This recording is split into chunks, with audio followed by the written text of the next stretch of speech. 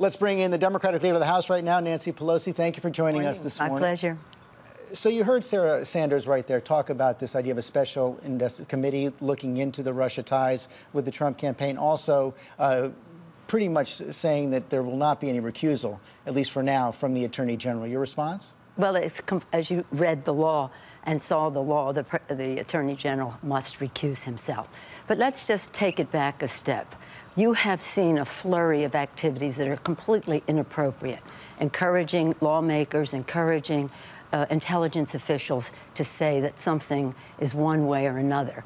Let's have the investigation and find out the truth.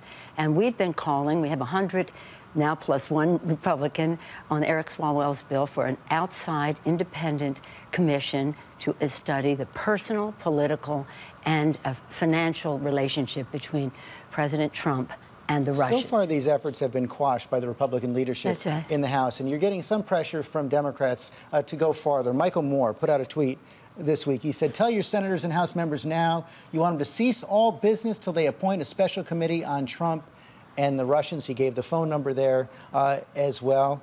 Are you ready to go that far? Well, let me just say there is no business. Let's put this in time. You did at the beginning of the show. In a couple of days, it'll be 40 days. 40 days, 40 hours, 40 days, 40 years in the desert. 40 is fraught with meaning and symbolism. When President Obama was sworn in on the steps of the Capitol, he said, he asked for swift, bold action now for jobs and education for the 21st century, a list and agenda. 1 week and 1 day from that swearing in, the House passed the ARA, the American Recovery and Reinvestment Act. 1 week later, the Senate passed it on February 17th, 4 weeks from his inauguration. He signed a bill which saved or created 4 million jobs. He had already signed, Lilly Ledbetter signed S-CHIP, the Children's Health Insurance Program. By the time he had his first address to the joint session, as it is called, the first speech, he could say, this is what I asked for, this is what we've done in the first 4 weeks. What has the Trump administration done from their inaugural address where they talked about decay and carnage? They've done nothing except put Wall Street first, make America sick again, instill fear in our immigrant population in our country, and make sure that Russia maintains its grip on our foreign policy. You saw Sarah Sanders right there, who's going to talk about Obamacare on Tuesday night, would not say that the president can guarantee. No, he can't guarantee because, you know what, the Republicans have been banging at the moon for 7 years. In March, it will be 7 years since the president signed the bill. They've been banging at the moon that they had a better idea. They've come up with nothing. They say repeal and replace. That has alliteration, but that's all it has going for it because they don't have a replacement. What they have put forth, an outline, will cost more to consumers. It will cover fewer people. It will give tax breaks to the wealthiest people. Imagine in what the president wants to do. The 400 wealthiest families in America will get a tax break of $7 million a year. But if they do follow through and repeal Obamacare, won't Democrats... They won't be able to do that. They're not going to be able to do it? How can they do it? They do not have the votes. They have alliteration, but they don't have votes. Humor me for a second. If they do, won't Democrats have a duty to go in there and help repair it so that the people who will lose coverage, according to your analyses, don't lose that coverage? We go in there to repair. Here's the thing.